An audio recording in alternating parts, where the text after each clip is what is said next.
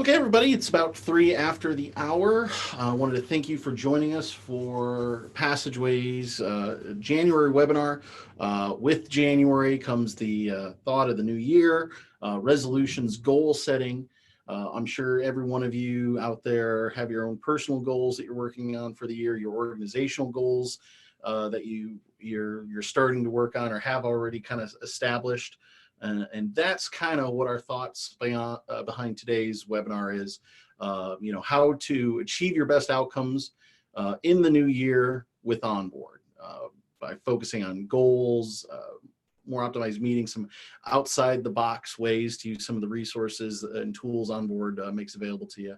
We're really excited to bring that option, have that chat today. You may know me, Brian Martin. I've been on a couple of these webinars before. I'm a customer success manager. I work primarily with banks in our financial industries using OnBoard. Have a couple of other organizations I work with besides banks, but for the most part, that's my area of expertise. And I'm Joe today with a new host to our webinar experience, Joe. Yeah, thanks, Brian. My name is Joe Bauer, and I'm an implementation manager on the OnBoard platform. I do also work with some banks, financial institutions, but in addition to that, I also do a little bit of work with nonprofit and for-profit organizations as well. So like Brian mentioned, this is my first time joining a webinar, and I'm really excited. I'm looking forward to it. And we're excited to have you here with us, Joe. Joe, you'll definitely notice the section that Joe worked on because his skills at presentations and PowerPoints far exceed my own. So we'll leave that question mark and let you, the listeners, decide if you can figure out which sections are which. Just a couple of notes here on how to connect to audio. Hopefully you all can hear our voices at this point, but here's a couple things about audio, about how to connect into the presentation if you're doing with computer audio. Or dialing in with the phone. Both of those are options. We also want to encourage you to participate in the conversation. Q&A and chat tools are available when you're logged into the webinar. The Q&A tools, we'd like to appreciate, if you actually have questions that you want to ask of us, preferably focused primarily on the topic of conversation today. However, if you have general OnBoard questions, we'll do our best to find time to answer those. We are going to have a dedicated Q&A section at the end of the presentation. However, if we see a question that's particularly pertinent to the topic that we're addressing, we might bring that up as well. Chat, if you want to share any thoughts, with the entire group, everybody can see the chat functions, the windows there, so all the other participants can see your comments there as well. And with that, we'll kind of move into our agenda for today's conversation. So we've broken down the topic today in a couple different sections. I'm going to start with 5 rules for sticking to your New Year's goals. Then we're going to follow up with making sure your meetings fit your objectives, with followed by our leveraging OnBoard's tools and effective ways to achieve those goals. Finally, with our question and wrap up notes and everything. So these are really general rules for goal setting. I find keeping it simple makes it a little easier to remember, makes it a little more intuitive. You don't want to have a checklist of things on how to achieve your goals. We want that to be kind of natural. So I did a little research, found some general tips from multiple sources, and narrowed those down to 5 definite rules for achieving your goals for the new year. These can be used for organizational goals, personal goals, resolutions. I know I'm trying to lose a little weight in the new year. I know that's a very typical resolution. I can see all the people trying the same thing in the gyms every day this month. But whether you have a personal goal, professional goal, an organizational goal, I think all these are usable in those situations. Starting small, making sure your goals are measurable, making sure those goals are actually achievable, developing a plan, and then celebrating your progress.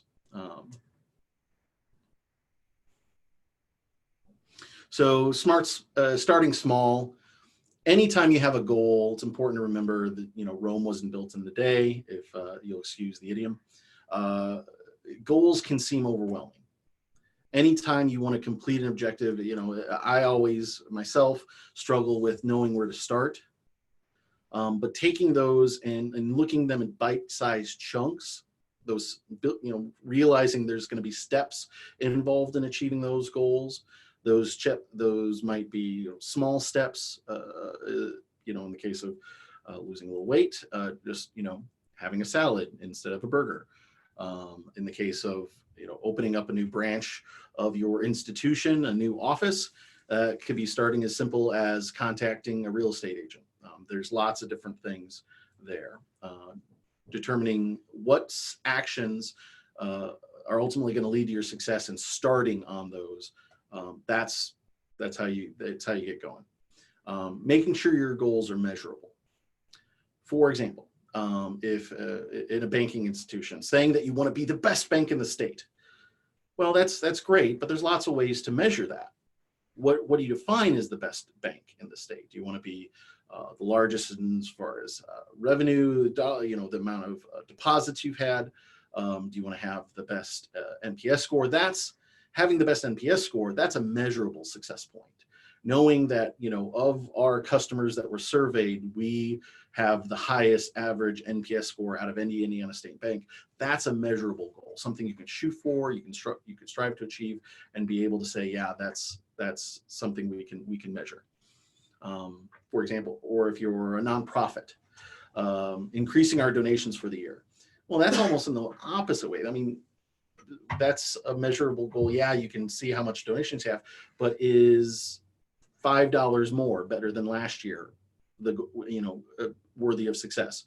You're better to set that as a definite, measurable, hey, we want to have the fall fundraising drive exceed 50K this year. Maybe last year it was only 20, maybe it was 30.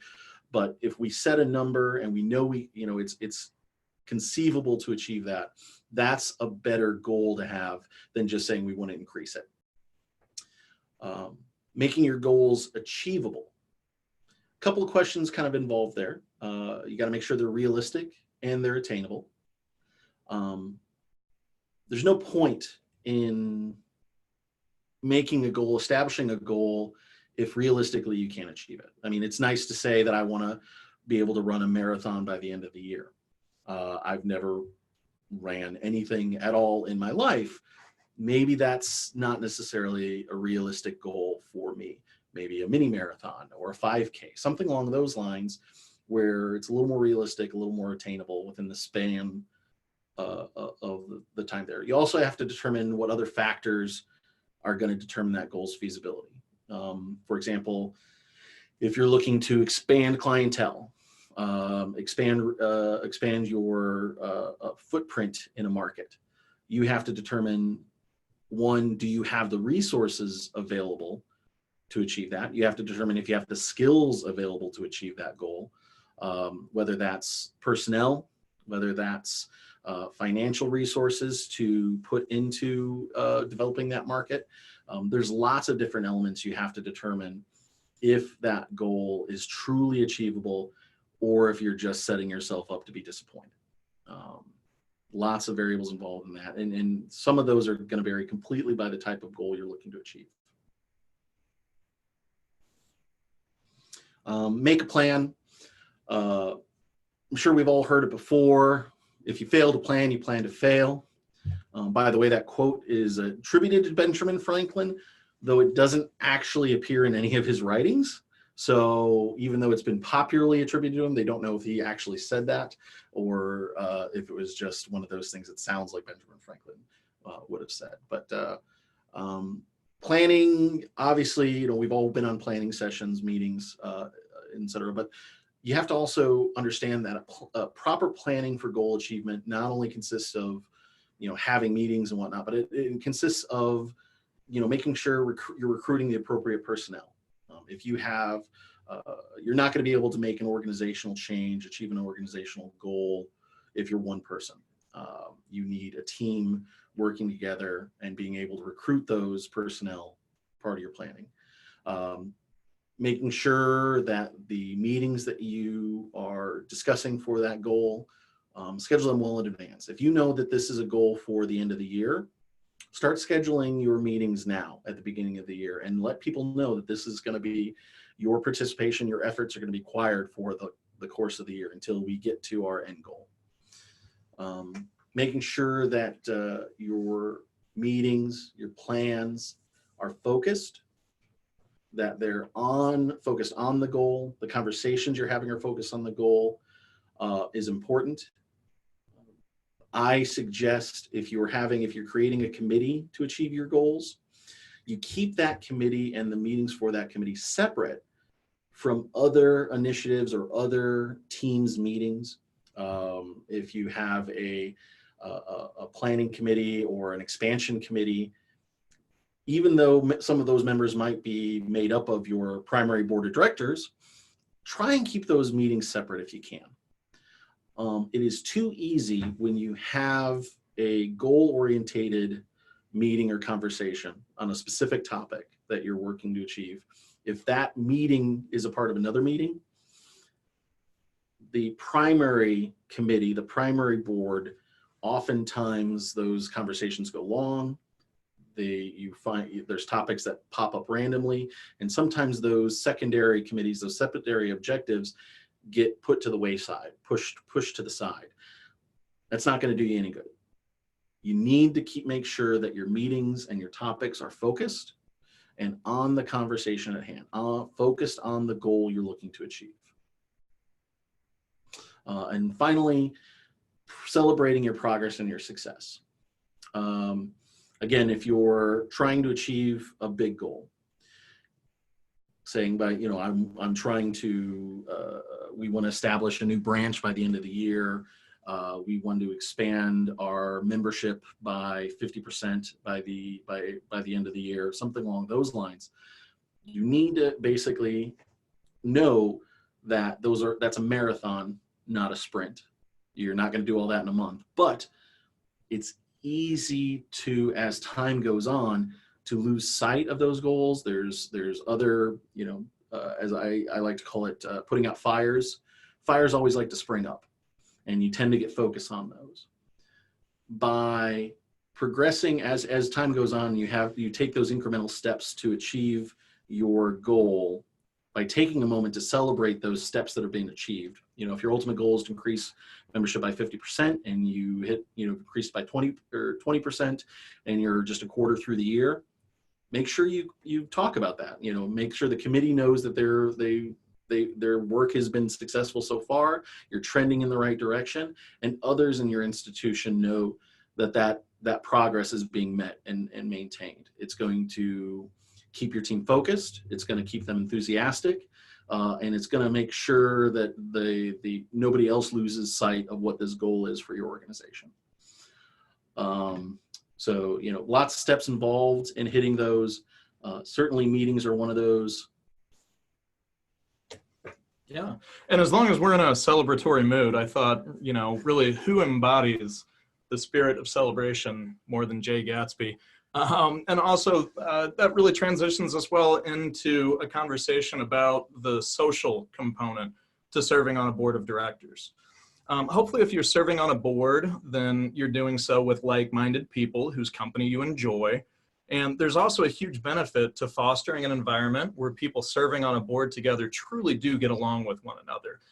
But the social aspect of serving on a board can also be a double-edged sword. It's important to remember that while the social aspect carries many positives, there are also a couple pitfalls that need to be avoided. But starting with the benefits, I'd like you to ask yourself a question.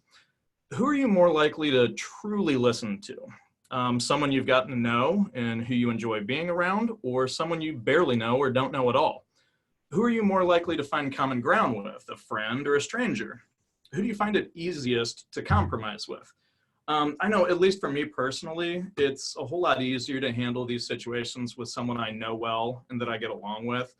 And let's face it, the best way to get to know someone on a personal level isn't necessarily going to be attending a board meeting together.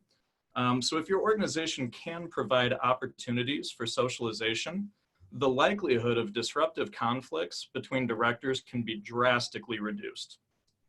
Additionally, social time for directors can be the perfect opportunity for discussions to take place regarding important matters, but perhaps they just aren't really the focus of the board meeting. But the social time definitely needs to be separate from meeting time. Chit chat that spills over into meeting time is counterproductive, and it can be really distracting to other board members who are trying to stay on task. So a good practice is to set aside plenty of time for socialization, but also establish the expectation that once the meeting starts, it's time to focus on the matter at hand.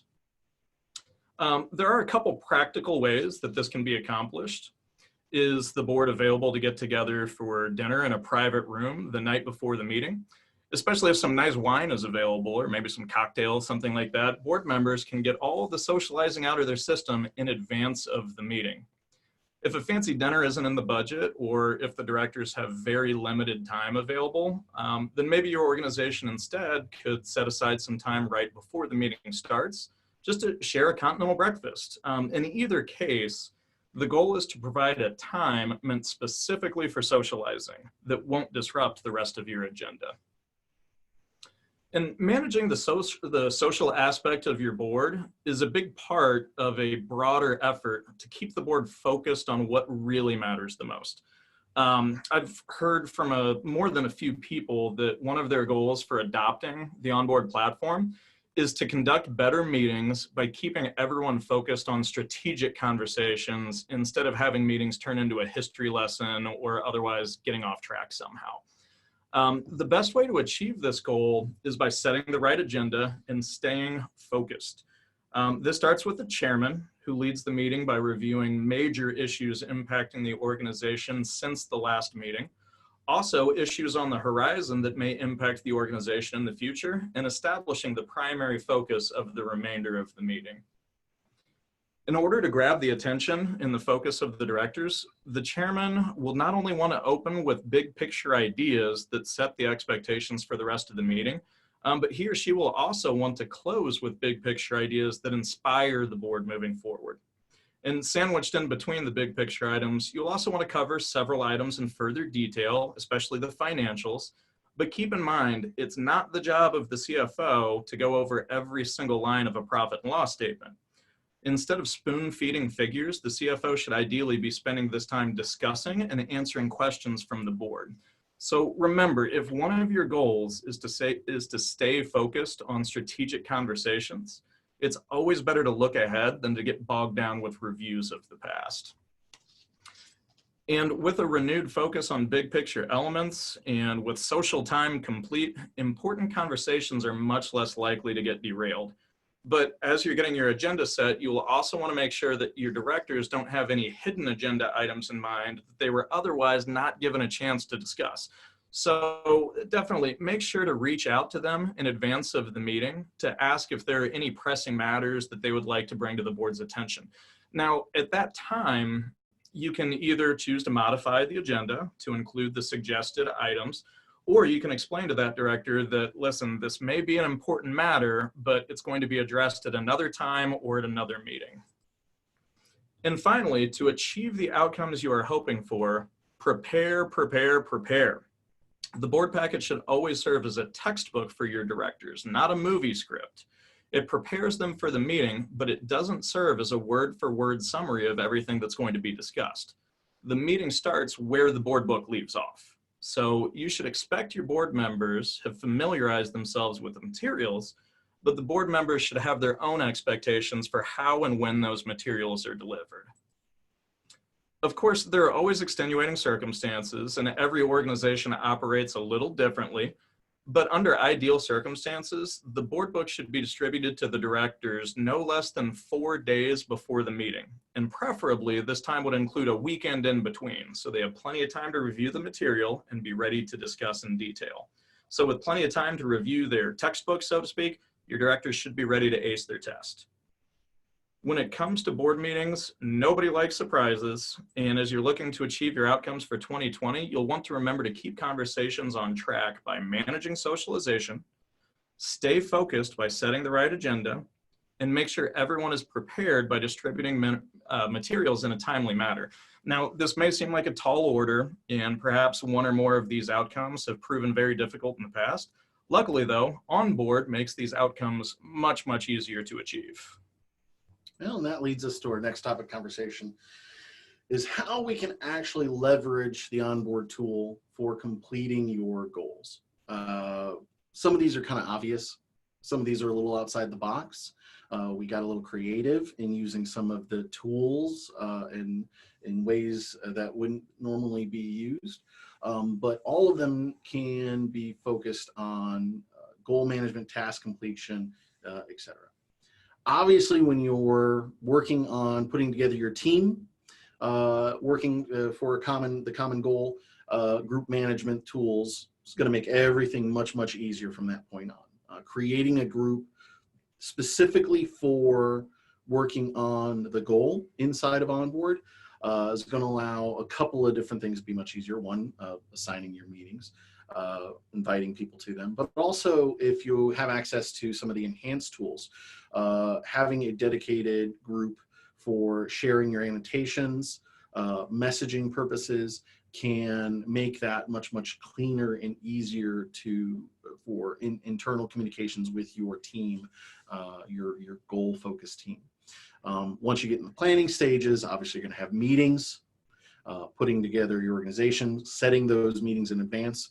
You can create a meeting template, copy it, for as many times as you feel your group, your team needs to meet throughout the entire year. Set those out in advance, making other people, group members, committee members, contributors, or even admins of those meetings. So they all have, everybody on the meeting, on the team has the ability to add to those meetings. Can be very useful. Goal settings. If you're trying to determine exactly what the goal is, proposing a vote to your team in the approval tool, letting them vote on or use the discussion tools in that approval to modify what the goal is, what the final number should be, if it's achievable, if it's realistic, all useful with the approval tools. Social component, obviously OnBoard's new messaging, allowing your team to communicate as a group, whether that's hopefully on topics that are focused on the task at hand, but also allows you to them outside of the office, outside of the boardroom, to communicate trade messages. Maybe people want to do some brainstorming at the local restaurant, the deli down the street, or in other social activities. Building the perfect agenda. This is where I really think when you're using those meetings, having multiple contributors, multiple admins in the meeting, especially in a small focused team like you would do for these goals settings, is going to really allow you to be versatile. If you have an internal group that is using OnBoard for goal setting, allowing multiple people to be an admin in those meetings is going to allow everybody to contribute. Maybe you have a person working on a task for the goal management, and they want to go ahead and add some items to the agenda. They have help requests for help. They want to put out there, making them meeting contributors at the minimum, or even needing admins, are going to allow them to have a little more hands-on control of those conversations, make it really collaborative. I think that is an underutilized tool in a lot of organizations that I work with specifically.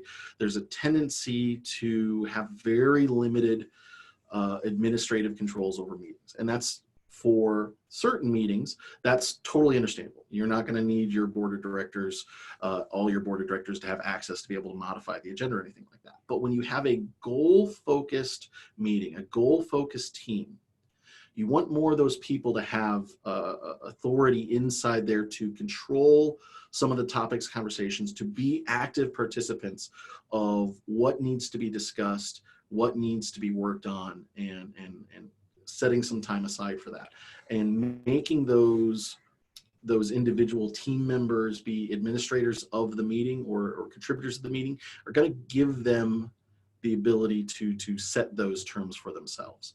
So I do think that loosening your permissions on these smaller groups meetings that maybe are on a specific goal can really help to make everybody contribute effectively.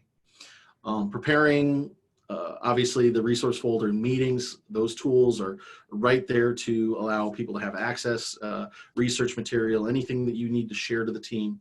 OnBoard already gives you the tools to do so. Some more outside of the box uses of some of the OnBoard tools. I came up with, and we're going to have a couple slides on, like task management for surveys. Getting people, using the survey tool to allow people to volunteer on certain tasks, or have a objective task checklist that that each individual needs to complete, but still allowing other people on the team or committee to see that progress when they want to, if they want to check up on it. There's some ways to do that I've been a little creative using the survey tool. Share that shortly. Finally, the announcements tool, obviously very important to share your team's success, your progress on the goal, making announcements to not only your team on where you stand on the goal, but even your entire organization is going to let others know what your group, what your committee, how the progress is going on that task that was set. And what stage that looks at. Allowing other people to celebrate your success, keeping your team motivated when they see other people recognize them for their work and their effort. I think you have to have those elements to have a successful team. So here's an example of where I want to, some of the outside of the box tools, stuff that's not necessarily obvious, how you can leverage OnBoard for some tools in goal oriented. So here I have built a survey, and I'm using this to allow people on my team, my committee, to volunteer for task assignments. And you said, Brian, I didn't know OnBoard has any sort of task management. Well, like, how would you do this? What I've done is I've taken a survey, I've made all the questions for the survey essay or long answer. Each question is a task that we've come up with in a previous meeting to be worked on. And I needed to know, maybe I didn't want to wait for you didn't determine this in the meeting. Maybe you said, okay, I'll send you guys out a list. You guys volunteer for what tasks you want to complete. So I've taken that team experience and I've made everybody on the team admin and respondent roles inside this survey. Two reasons for that. One, it's going to allow them to, as respondents, to basically respond to the tasks that they want to work on. Two, as admins, they will be able to go in and see the results before the survey has been completed. As people are working on, they can click on each question and see what the progress is or who's volunteered for those tasks already. Now, in the web browser and the admin role, you have to do these individually. You have to look at each question one-on-one to see who's put their name in as somebody who wants to work on these. However, in the mobile application, on the iPad specifically, we were kind of experimenting with this. If even as an admin, you log in and view a survey in the mobile application, it will show you, as long as you have the admin results turned on, like I suggested here, you will see all the respondents for all those surveys as it's in progress. It's a real good time saver for those of you who didn't know that. You have it through the web browser access. You can only view the progress on those questions individually until the survey's been closed out. But if you actually view those on the mobile application, you can see those all as at a glance, speeding up that process tremendously. Another example, some outside the box uses, again, with surveys, is to create a task checklist. Now, you would need to use this approach effectively. You would need to create a checklist survey for each individual on the committee that has tasks. So, for example, myself, if I only had one task to complete for the team, and it has a 10-part checklist of all the things I need to do to make sure that that task or portion of the goal is completed, I'm going to create a survey. I'm going to set everybody else on the team or committee as admin. However, the one person who you are going to have actually complete the survey, who actually are checking off their progress on all these tasks, is going to be an admin and respondent. Making sure all the questions are optional, and make the answers viewable by admins and roll call results. That way you can see how the individuals completed that. So here we have, if I had more than one, in my example here, if I had more than one tasks, more than one checklist I need to complete, it would be more than one question. In this case, it's only one. So I have all the different tasks that I want to complete as options here. Each one of those is a checkbox. The checkbox question is important here because it allows you to check off multiple results. In this case, as I complete each task, I check off the result. Anybody else can check my progress whenever they want to because they're all listed as admins. And when I'm done, I can submit the survey or whatnot, and that kind of tells everybody it's been completed. But this is a great way to kind of keep on focus. Again, not necessarily what the survey tool was designed for, but with a little bit of creative permissioning, creative use of the tools and the questions and the type of questions, you can make these a very effective tool for task completion and check marks. So I think that's just some of the ways that with a little creativity, you can use some of those different functions inside of OnBoard for different results. But that's primarily the stuff we wanted to talk about today. I want to go ahead and we're going to open it up for questions and answers. If anybody has anything they want to discuss today, the question and answer is open. I am checking to see if we have anyone participating in our question and answer section. Doesn't look like it. Joe, I think we did such a good job that everybody sees exactly what we're talking about with no possible questions. But I'm sure that's not the case.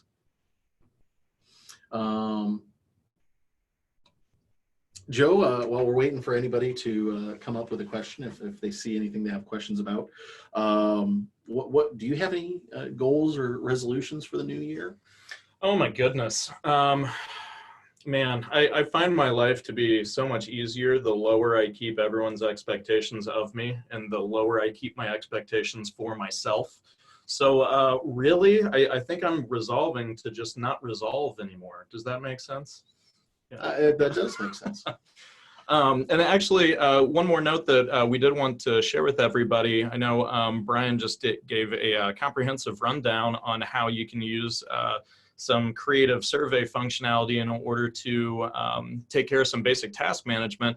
And I did want to let everyone know that OnBoard is also working on new task management functionality dedicated specifically to that purpose in Q1 and Q2. So just wanted to share that with everybody, and we'll be sure to keep everybody updated as we continue to make progress on that front.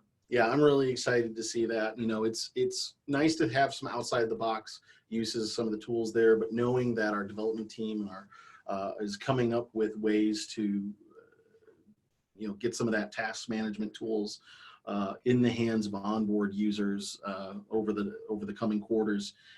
That's really exciting news. And thanks, Doug, for listening in and sharing that with our viewers.